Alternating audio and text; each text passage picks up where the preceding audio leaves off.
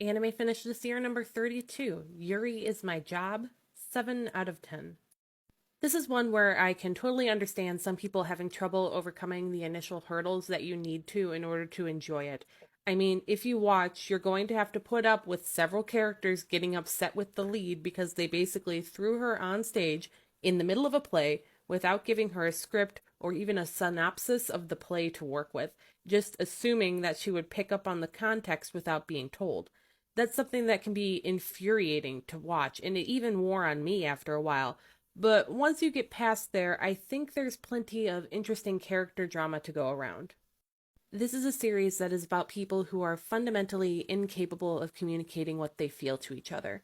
Our main players all have a variety of different hangups that get in the way of them being able to either see the big picture, see each other's perspective, or simply put what they're feeling into words.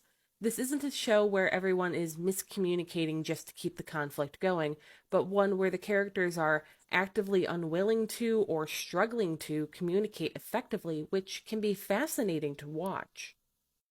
For several of them, the behavior they exhibit is explained, but that explanation is not an excuse either. We understand why they're functioning in this way, but also that it's not a reason for them to avoid striving to do better in the future.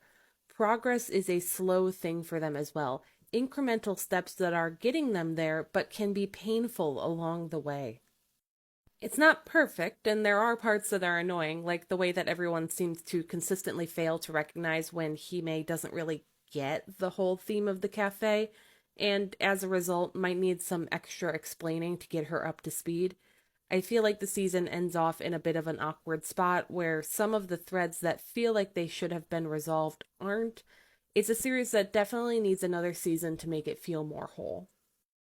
I'm also not a fan of the way that a series that was otherwise not doing anything weird in regards to physical fan service with this cast proceeded to have a solid chunk of the final episode be about a character's chest being a bit much for the new uniform. I think that the point could have been gotten across without giving her wild jiggle physics out of nowhere.